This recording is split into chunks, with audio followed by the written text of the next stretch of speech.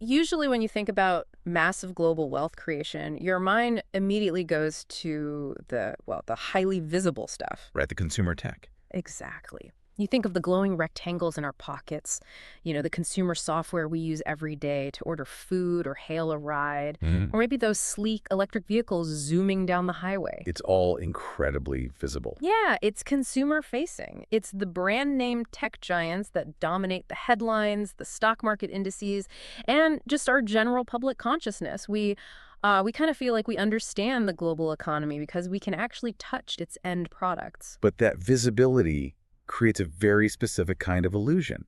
We start to believe that the economy is entirely driven by the things we can download or like park in a driveway. Right. But when you look at the actual architecture of global wealth, consumer technology is really just the thin, glossy layer of paint on the outside of the building. I love that analogy. Thanks. I mean, the actual structural steel, the mechanisms generating immense, sustained, almost unfathomable wealth, they're operating entirely out of the public eye. And that actually brings us directly to the core mission of our deep dive today. We are peeling back that glossy layer to look at the structural steel. We are? We've got this comprehensive business dossier on one of these invisible giants, an Indian heavy machinery manufacturer called Triveni Turbine Ltd, or TRITURBINE. Right. And our objective today for you listening is to completely decode how this specific company has built a sprawling, highly lucrative global empire in a space that, frankly, sounds almost archaic when you first hear it. It really does. I mean, the sub-100 megawatt industrial steam turbine market. Yeah, it sounds like a relic from the 19th century. Perfect. When you say steam turbines, the immediate mental image is usually soot, smokestacks, and, the dawn of the Industrial Revolution. Men in flat caps shoveling coal. Exactly. But the reality found in these materials points in the exact opposite direction.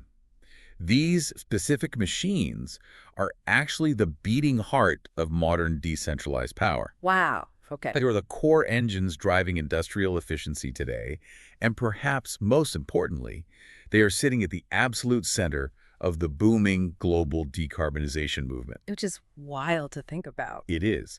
We are looking at a masterclass in how to build a nearly impenetrable business moat in the 21st century heavy industrial sector. And the data we have in front of us is just full of these wild, fascinating contradictions that you usually don't see coexisting in a single corporate narrative. Oh, absolutely. The financial profile alone is bizarre. Right. On one hand, you're looking at a company that is entirely debt-free. They are boasting the kind of capital efficiency that would make a software startup jealous. I mean, we're talking an ROCE of over 41%. Which in heavy manufacturing is just absurd. It's unheard of. And they are currently sitting on an absolute record order book, meaning demand for their physical heavy machinery has never been higher. But simultaneously, they are staring down the barrel of severe margin compression and undergoing a massive structural and geographic pivot in real time. It's a spectacular high-wire act. It really is. And to really grasp the stakes of that high-wire act, we have to establish the exact physical parameters of the sandbox Triveni plays in. Because their success is largely predicated on the fact that they aren't trying to be everything to everyone. Right. They aren't fighting the big guys. Exactly. When we talk about turbines, they do not make those massive building-sized utility-scale turbines that power national electric grids. So they're leaving that to, Siemens and GE. Yeah, they leave that highly commoditized, heavily regulated bloodbath to the global heavyweights. Triveni operates strictly in the sub-100 megawatt space. Okay. And the data shows that when we zoom in even closer, specifically to the sub-30 megawatt range within their domestic Indian market, they hold an astonishing 55% market share. Capturing 55% of any heavy industrial market is staggering. It's dominance. And it's not just a domestic play anymore, right?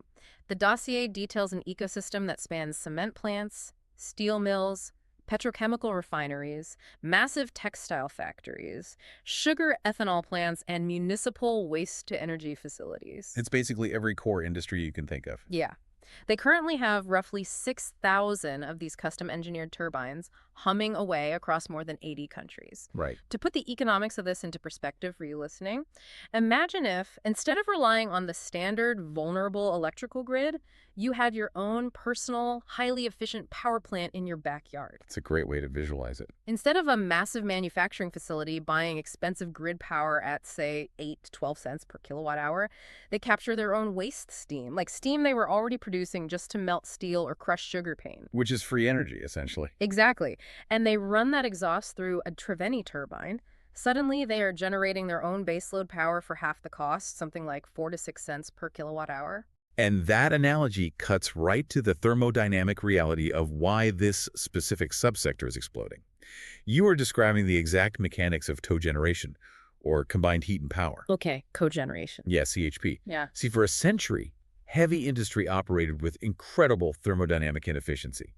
A factory would burn coal or gas to create the heat needed for their primary industrial process, and then they would literally just vent the excess lower pressure steam out into the atmosphere. It's just a giant cloud of wasted money. Pure, unadulterated, wasted kinetic energy.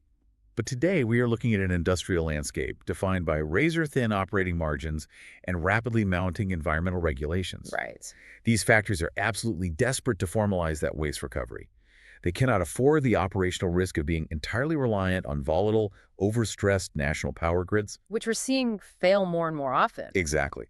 And they certainly cannot afford to literally vent potential profit into the sky. Which means the physical hardware, the brilliantly engineered spinning steel turbine itself, is just the entry ticket into a much larger economic ecosystem. Yeah, it's the razor handle. Exactly. Yeah. If we want to understand the sheer scale of the wealth being generated here, we can't just look at a turbine sitting on a factory floor. Right. The analysis breaks down 4 distinct market arenas where Triveni competes. Making the machine is only half the story.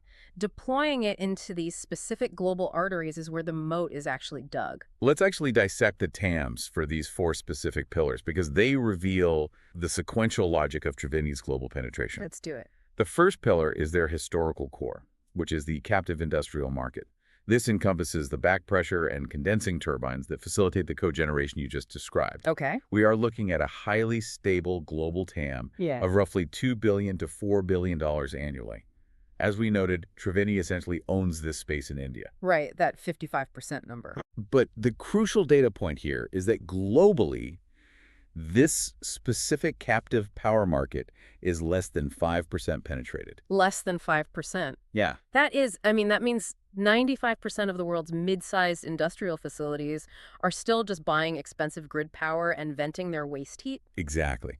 The runway for growth there, particularly in emerging industrializing markets across Southeast Asia, Africa, and Latin America, is just massive. So they aren't trying to invent a new market, right? Not at all. They are just waiting for the rest of the developing world to realize how much money they're wasting. Yes, but the captive industrial market is the legacy play. The second pillar outlined in the materials feels like the real momentum engine right now, and that's renewables. Okay, so moving away from fossil fuels. Right. We're talking about biomass, municipal waste to energy, and dedicated waste heat recovery systems. The dossier puts this specific TAM at $1 billion to $2 billion, but the macroeconomic tailwinds pushing this sector are aggressive. Yeah, I imagine the regulatory environment alone is a massive driver there. Oh, it's forcing this transition faster than organic market economics ever would dictate. In Europe, stringent waste directives are actively penalizing industries that fail to recover their own energy. So you get fined if you don't do this. Right. You simply cannot operate a modern facility in the EU without a closed-loop thermal strategy. And domestically, India has mandated a target of 500 gigawatts of non-fossil fuel capacity. Wow.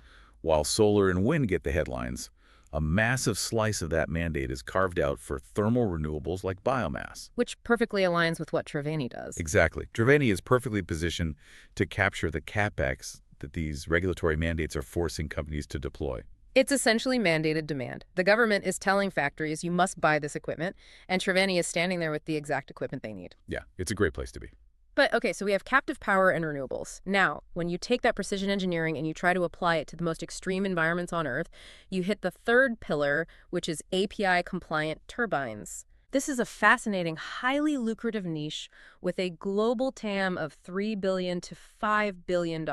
And these aren't standard turbines, right? No, not at all. These are ultra-high specification mechanical drives used almost exclusively in the oil, gas, and petrochemical sectors. And the API 611 and 612 standards, they are not just bureaucratic regulatory stickers.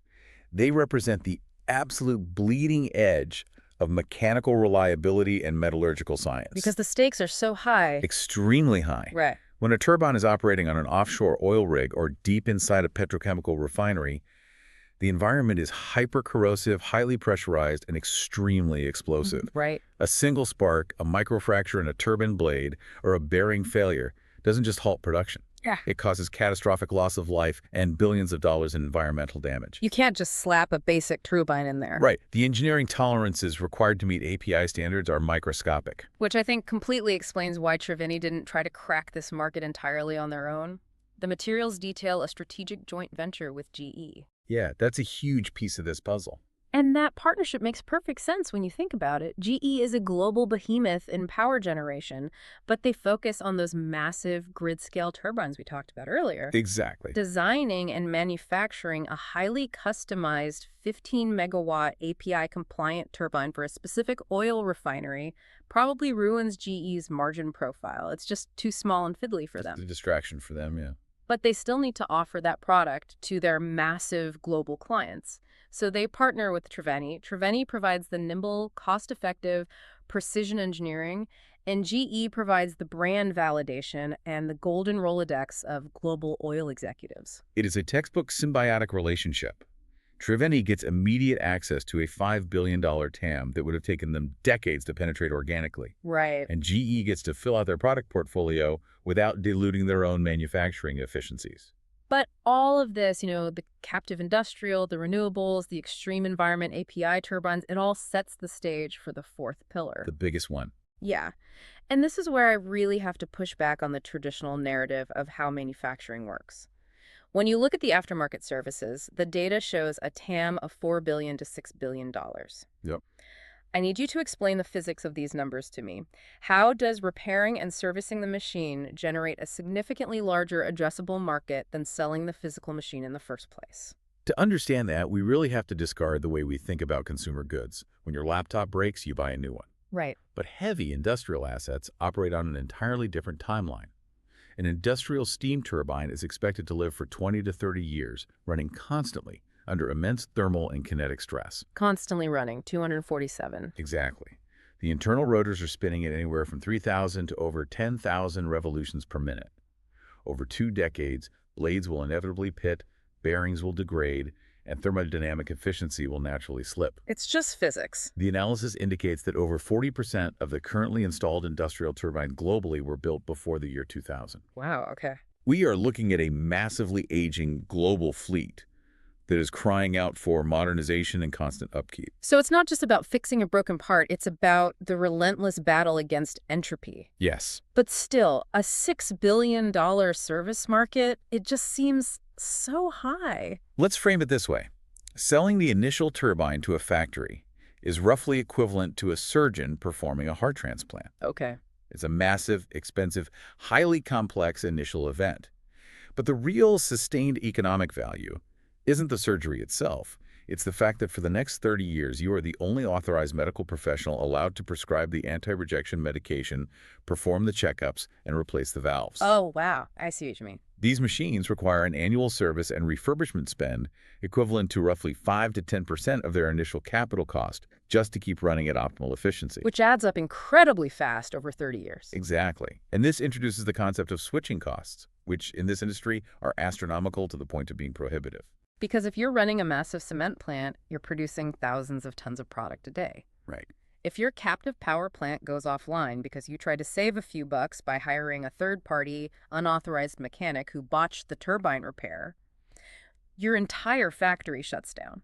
The math is brutal for the factory manager. A single day of unexpected downtime can cost millions of dollars in lost production, ruined raw materials, and missed delivery contracts. Yeah. The risk is just way too high. The risk-to-reward ratio of using anyone other than the original equipment manufacturer is entirely skewed. You simply cannot risk it. Right. So you go back to Triveni. You pay their premium for certified spare parts and specialized engineers. Mhm. You are effectively locked into their highly lucrative service ecosystem for the entire 3-decade life cycle of the asset. You were literally held captive by your own captive power plant. Exactly. The margins on those aftermarket spare parts, the predictive maintenance software they install, and the heavy refurbishment services are incredibly thick compared to the relatively competitive margins on the initial equipment sale. Which makes sense, yeah. It creates an annuity-like revenue stream that smooths out the cyclical bumps of the broader capital goods market. Which sounds flawless in theory. I mean, dominate the initial installation, lock them into a 30-year high-margin service contract, and watch the cash pile up. That's the playbook. And that model is exactly what drives a 41% ROCE. But when we actually crack open Triveni's internal financial engine, the data from their recent quarters doesn't look like a perfectly smooth, frictionless machine. No, it does not. There is a serious, glaring paradox in their Q3 FY26 numbers that we really need to dissect. The Q3 paradox is actually the crux of the current narrative. If you solely focus on the top-line revenue, you would assume the company's in a state of unbridled triumph. Because the revenue is huge. Right. They hit a record quarterly revenue of 6.24 billion rupees. That represents a 24% year-over-year growth rate. Which is crazy for heavy industry. In the sluggish world of heavy machinery, adding a quarter of top-line growth in 12 months is phenomenal. Right. Any executive team would be popping champagne over a 24% revenue spike. But the bottom line tells a remarkably different story. Despite that massive influx of revenue, their operating margins compressed across the board. Okay, lay out the numbers for me. Their EBITDA margins dropped 150 basis points, landing at 24.6%. And more alarmingly, their PAT margins profit after tax fell a steep 370 basis points, settling at 14.7%. Wow. So they are physically manufacturing and selling significantly more turbines. The demand is clearly there, but they are managing to keep a much smaller percentage of every single rupee they generate. Yes. The operating leverage seems to be completely broken. To decode why the operating leverage is fracturing, we have to look past the aggregate numbers and examine the geographic tectonic plates shifting underneath this business. Okay, what happened geography-wise? Triveni experienced a sudden, sharp contraction in their home territory. Domestic Indian sales actually fell by 6%. Oh, wow. I missed that. Yeah. Now, to counter that domestic weakness and keep the factory lines moving, management hit the accelerator on their international sales strategy. And it worked perhaps too well. Exports surged by an astonishing 54% in a single quarter. You don't usually see heavy machinery exports swing by 54% in a quarter. That completely flips their revenue mix. It really does. Yeah. Suddenly, international sales account for 62% of their total revenue. Now, layer that geographic pivot on top of the fact that they are sitting on an incredibly bloated 19.86 billion rupee order book backlog. Right. The record backlog. When you piece all this together, it paints a very specific picture. It feels like they are actively, perhaps desperately, trading margin for volume. Yes, that's exactly what it looks like. They are absorbing massive costs just to capture that international market share and keep the revenue growth narrative alive while their domestic market stalls. And the financial data validates that hypothesis entirely. This situation exposes the fundamental structural limits of heavy manufacturing. Because it's not software. Right, we are so accustomed to the economics of the digital age. When a SaaS company increases revenue by 24%, their profits usually skyrocket by 50% or more. Because the cost of duplicating code to serve a new customer is functionally zero. The fixed costs are static, and the new revenue drops straight to the bottom line. Precisely. But you can't hit copy-paste on a 20-ton steel turbine. Definitely not. Exactly the opposite. When Triveni wins a new contract to deliver a custom-engineered steam turbine to a sugar refinery in Brazil or a waste-to-energy plant in Germany, they have to physically source more specialized steel alloys. Right. They have to hire more high-skilled metallurgical engineers. They have to navigate incredibly complex, highly inflationary cross-border logistics, shipping massive pieces of precision machinery across oceans. Which is incredibly expensive right now. The data explicitly shows the consequence of this. Their total expenses grew by 24.7%, which completely outpaced the 24% revenue growth. The variable costs are actively cannibalizing the operating leverage. And it's not just the shipping costs, right? They are getting hit from multiple angles simultaneously. The dossier highlights significant raw material inflation, specifically in base metals. Yeah, the steel and nickel prices. On top of that, they absorbed a 157 million rupee exceptional hit related to domestic wage codes. Right, labor costs are rising. So while we can sit here and admire a 22.64% ROE and a balance sheet that carries absolutely zero debt, which is a miraculous feat in the capital-intensive world of heavy engineering, we are witnessing the physical friction of scaling. Yes, physical friction is the perfect term. They cannot just flip a switch to meet that 19.86 billion rupee backlog. Every new order requires immense physical and financial exertion. Which brings us to a vital strategic question. If their margins are under this kind of intense, multifaceted pressure, even while they're sitting on nearly 20 billion rupees in guaranteed future work, we have to interrogate the strength of their competitive position. Right. What exactly is their moat? If the margins are this tight, what is stopping a massive, diversified conglomerate or a hyper-aggressive, state-backed international competitor from just undercutting their pricing further, absorbing the loss, and stealing that international market share Triveni is currently bleeding margin to acquire? That is the multi-billion-dollar question. And when we look at the data evaluating their competitive position, it's clear they consistently outperform domestic heavyweights like BHEL and Thermax in pure profitability metrics. But they do consistently. The foundation of that outperformance is rooted in decades of hyper-specialized R&D.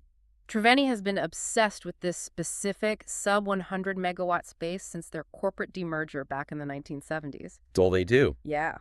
They aren't just stamping out generic off-the-shelf parts, they are delivering highly complex, engineered-to-order solutions. For instance, the materials highlight their proprietary smart turbines. I think those are fascinating. Which are designed for highly specific pressure reduction applications that standard turbines simply can't handle efficiently. But the dossier contains a crucial nuance here that we really cannot overlook. Okay, what's that? While their engineering is world-class, the analysis explicitly states there is absolutely no strong evidence that Triveni possesses any durable advantage in terms of brand prestige, distribution dominance, or network density. Really? No brand mode at all. I found that detail absolutely fascinating. It goes against everything we're taught in modern business. We are so conditioned by consumer markets to value brand equity. But in the brutal, pragmatic world of heavy industry, nobody cares about a shiny logo. Nope.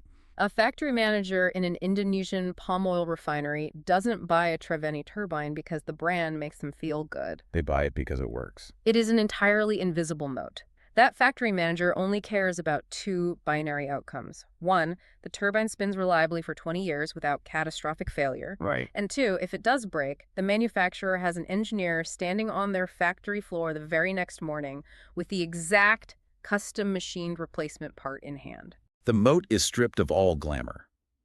It is built entirely on two pillars: a structural cost advantage and the sheer gravity of switching costs. So walk me through the cost advantage part. They have cultivated that cost advantage through relentless operational discipline, evidenced by a 23.4% profit CAGR over the last 5 years. Wow. That sustained profitability is what allowed them to eliminate their debt.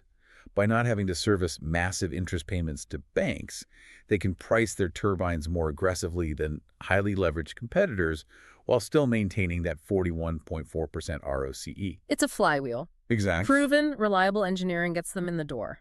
The zero-debt balance sheet allows them to price competitively to win the initial contract. Yeah. And once that equipment is physically welded into the plant's thermal cycle, the customer is trapped in the high-margin aftermarket service web. The cost and operational terror of ripping out a functional Triveni turbine and replacing it with a competitor system is just economically irrational for the client. It is. The moat is holding, and the underlying economics remain highly profitable despite the recent margin compression. Okay. However, we have to look forward. The sub-100 megawatt industrial steam market, particularly for legacy captive power, is undeniably mature. The low-hanging fruit has been picked. Right. You can only penetrate a mature market so much. Yet management is publicly projecting a robust 13% DUGR across their core revenue and profitability metrics over the medium term. Which is an aggressive target. Very. The mathematical reality is that they cannot hit a 13% sustained growth rate just by selling replacement bearings and refurbished blades to their existing installed base. They need a massive new catalyst. Yes. The core technology of steam turbines is largely maxed out in terms of thermodynamic efficiency. Where is this new wave of projected growth actually going to come from? That question necessitates a massive structural pivot, and the materials outline exactly how Triveni is attempting to orchestrate it. They are fighting this war across three distinct frontiers simultaneously. Okay, let's break them down. They've got the introduction of radically new products, a massive physical capacity expansion, and deep geographic entrenchment. Let's start with the products, because this is where the engineering really stretches. Yeah, they are aggressively pushing into entirely new adjacent technologies. For example, the data points to August 2025 as the launch date for India's first indigenous CO2 heat pumps. Okay. They're also moving heavily into mechanical vapor recompression, or MVR systems. We should pause and unpack what those actually are because it highlights the magnitude of the pivot. Yeah, please do. A standard steam turbine uses heat to create kinetic energy. It spins to create electricity. Right.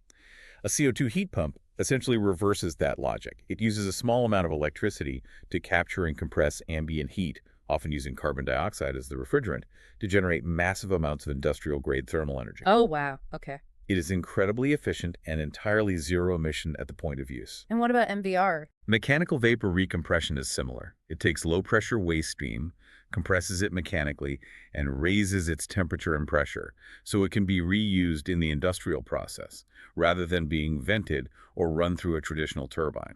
So these aren't just incremental upgrades to existing turbines. These are entirely different thermodynamic machines. Entirely different. And to physically build all this new technology, they are pouring capital into heavy infrastructure.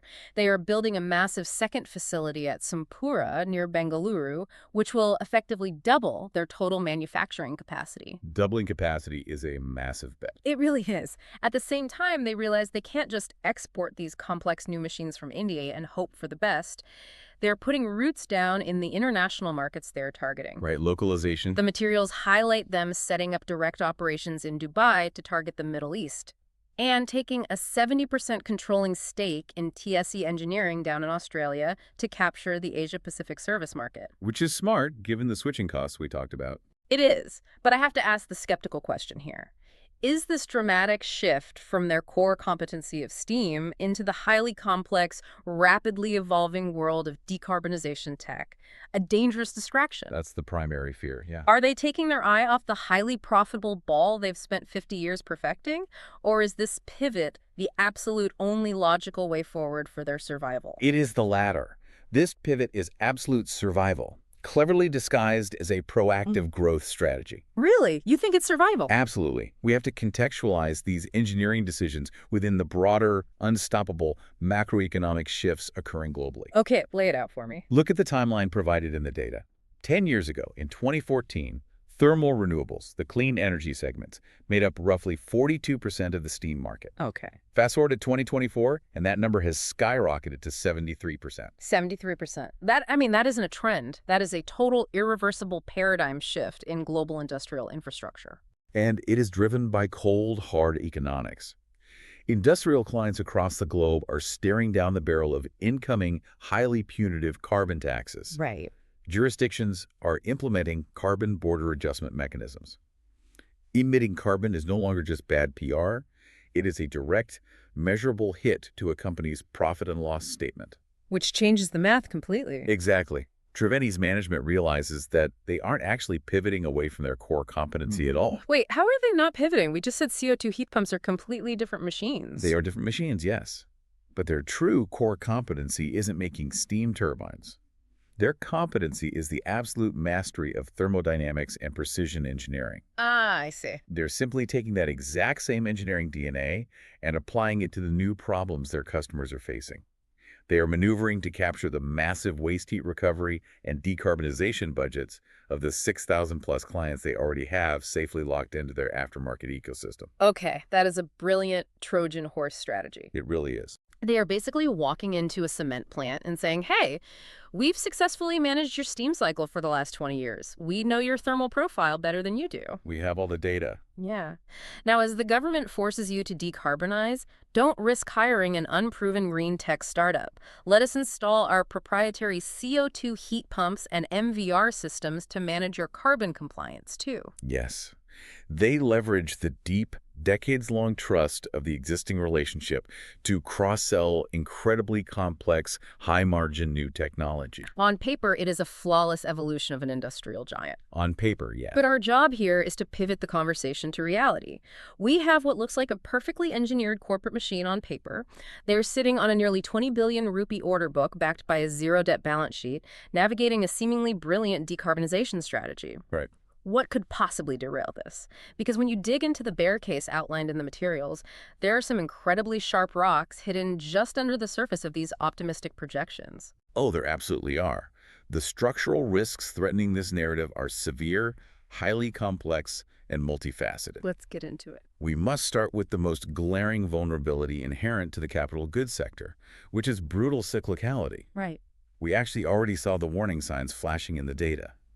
In the first half of FY26, Triveni experienced a sudden 9% year-over-year drop in revenue. Just sudden drop. Yeah. The capital goods market operates on massive, multi-year investment cycles. If domestic capex in India stalls further due to higher interest rates or broader economic cooling, Or if this current boom in global export demand suddenly retracts due to geopolitical instability. exactly. If that happens, that massive 19.86 billion rupee order book isn't a guarantee of cash flow. It can simply stagnate. Because clients will just delay the orders. Clients facing their own cash crunches will ruthlessly delay taking delivery of new turbines to preserve their own capital. Right, a backlog is only valuable if the customer actually pays the invoice and takes the machine. And while Triveni is waiting for those delayed orders to materialize, the competitive landscape is getting incredibly hostile. Oh, it's heating up fast. The data specifically highlights that Chinese low-cost turbine manufacturers are aggressively pushing into the same global export markets Triveni is targeting. And they are fighting on price. Yeah, and they are undercutting Triveni's pricing by a staggering 20 to 30%. Which is massive in heavy machinery. Meanwhile, on the domestic front, legacy rivals like BHEL aren't just rolling over. They're aggressively leveraging local government PLI schemes, production-linked incentives, to subsidize their costs and claw back domestic market share. It's a two-front war. It feels like that Chinese competition risk is a slow, unpluggable leak in a tire. We already discussed the Q3 paradox, right? How Triveni is experiencing significant margin compression, evidenced by that 150 basis point drop in EBITDA. Yes. If their margins are already shrinking just from raw material and logistics costs, what happens when they are forced to engage in a 30% price war internationally against state-subsidized Chinese competitors? It's a terrifying scenario for them. It seems like it would absolutely devastate that pristine 22.6% ROE we were praising earlier. The slow leak analogy perfectly captures the specific danger of this situation. Because they can't match those prices, right? They can. The threat of Chinese state-backed dumping, where manufacturers receive subsidized steel, cheap capital, and export incentives allowing them to sell hardware at a functional loss just to capture global market share and secure the aftermarket, is existential for a purely private entity like Triveni. They just can't win a race to the bottom. What makes this particularly dangerous for Triveni's financial optics is the massive multi-quarter delay in project execution. Wait, explain the delay? Because it takes anywhere from 9 to 18 months to engineer, build, and deliver these complex turbines. The financial damage of an economic slowdown or a brutal price war is delayed. Ah, I see. It's a lagging indicator. The pain doesn't show up in the quarterly reports until a year after the battle is lost. Yeah. Exactly. The 19.86 billion rupee order book acts as a massive shock absorber for now. It guarantees they will have revenue to report next quarter. Right. But if their export average selling prices, their ASPs start to plummet because they are forced to match those Chinese dumping prices simply to win the bid and keep their new expanded factories running, the trap snaps shut. Oh, wow. They will be locked into executing massive, high-volume, incredibly low-margin projects for the next 2 to 3 years. They will be burning through labor and capital with a very little profit to show for it at the end. So they'll be operating at maximum physical capacity, shipping steel all over the world, but the actual wealth generation engine will grind to a halt. They'll be busy but poor. And as if a global price war isn't enough, they remain completely exposed to wild volatility in their input costs. The commodities. Yeah, they are buying massive quantities of specialized steel and nickel alloys, which are markets notorious for unpredictable price spikes. Very true. Furthermore, because their geographic pivot was so successful and 62% of their revenue is now suddenly generated from exports, They have taken on massive, largely unhedged foreign exchange exposure. Which is a whole other layer of risk. Currency fluctuations alone could wipe out their margin on a multi-million-dollar international contract. Add in the ongoing structural domestic labor cost escalations, which we already saw manifest in that 157 million wage code hit, and you have a perfect recipe for severe, sustained margin erosion. Navigating this specific confluence of brutal cyclical risks, fending off state-backed international price wars, managing volatile input costs, and simultaneously executing a massive technological pivot into entirely new product categories like CO2 heat pumps. I mean, this requires incredibly steady, deeply experienced hands at the wheel. It's not for the faint of heart. It requires a management team capable of flawless execution under extreme duress. Which naturally brings us to the final and perhaps most critical dimension of this analysis, the governance and the leadership structure. Who is actually making the decisions at Triveni? This is where the story gets really complicated. Well, the Sani family runs the show. They are the undeniable architects of this company, and they have been entrenched at the top for a very long time. Right. You have Dhruv M. Sani acting as the chairman and managing director, holding a substantial 18.57% equity stake. Right beside him is Nikhil Sani, the vice chairman and MD, holding a 3.93% stake. Significant ownership. Yeah. Both of these men have been at the helm, directing the overarching strategy for over 14 years.